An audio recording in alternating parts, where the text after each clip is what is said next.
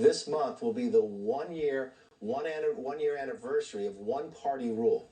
And what do we have? We have COVID spiking, closed schools, and a crippled economy. And the Democrats' number one focus is still exactly where they've always been, H.R. 1, to change the election laws, to rig an election to give them an ability to win when they should not. Liar. So trifling. As the House prepares to return to work tomorrow, wannabe Speaker Kevin McCarthy is making it clear Republicans are ready to fight Democrats over a bedrock of our democracy, equal access to the ballot. Joining me now, California Congresswoman Maxine Walters, chair of the Financial Services Committee. Thank you for joining us. And we know you're wearing sunglasses this morning due to an eye infection, but we are really glad you could be with us. I would love, Congressman, for your reaction to your fellow Californian. Well, I have to tell you, just listening to McCarthy, I think it is absolutely shameful that he's carrying, Trump's lie. I think it's absolutely shameful that he's coming on this morning with talking points and undermining voting rights. The Republicans have often talked about they're more patriotic than anybody else, and they wave the flag. But that same flag that they wave was used to beat up Capitol Police and to almost kill people on the plaza when they invaded our Capitol with that insurrection. McCarthy should be ashamed of himself to say what I just heard.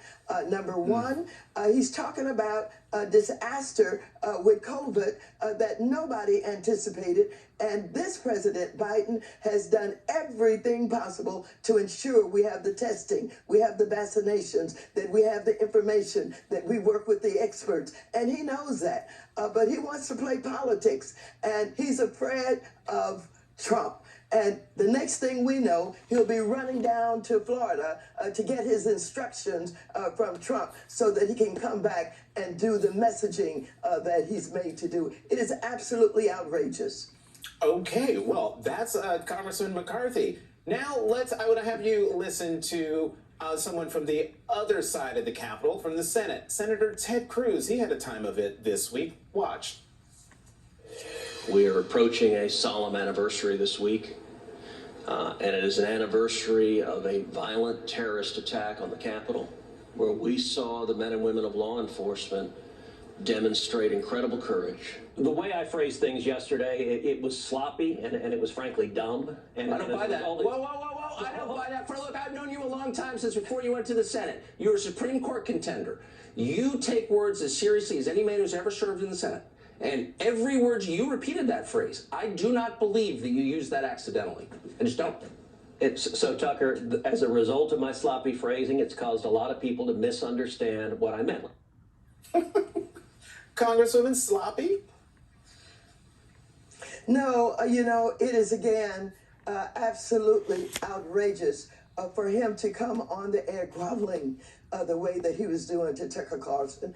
They get their talking points from Fox News, and he absolutely was on television showing that he has no courage, no integrity. And so he grovels. This man has no credibility. We have watched him constantly as he has groveled and as he's played to Trump, and he couldn't defend his wife, on and on and on. I don't even know why we pay any attention to him. No credibility.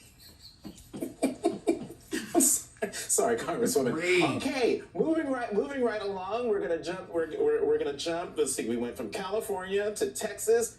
Let's go to Florida and Congressman Matt Gaetz. Have a listen.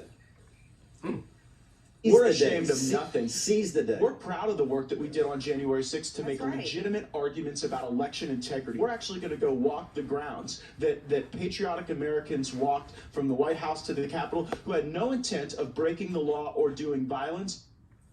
Okay, Congresswoman, have at it.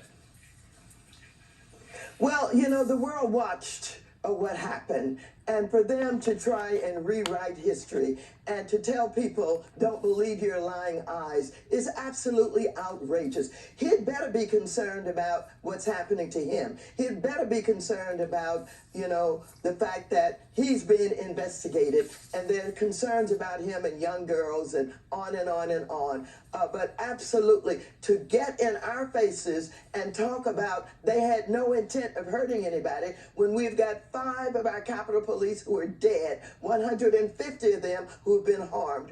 We absolutely are going to have to resist. We're going to have to fight, and we can't let them get away with it. And I want my party to rise to this occasion and not try and think that somehow we're going to be able to work something out with them. They have defined themselves as liars, people with no integrity, and they are intent on protecting Trump.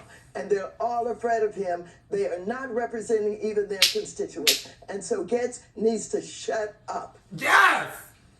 That is a perfect time to end this part of the program. But Congresswoman Maxine Walters is going to stay with us as we sound off to the other Sunday shows.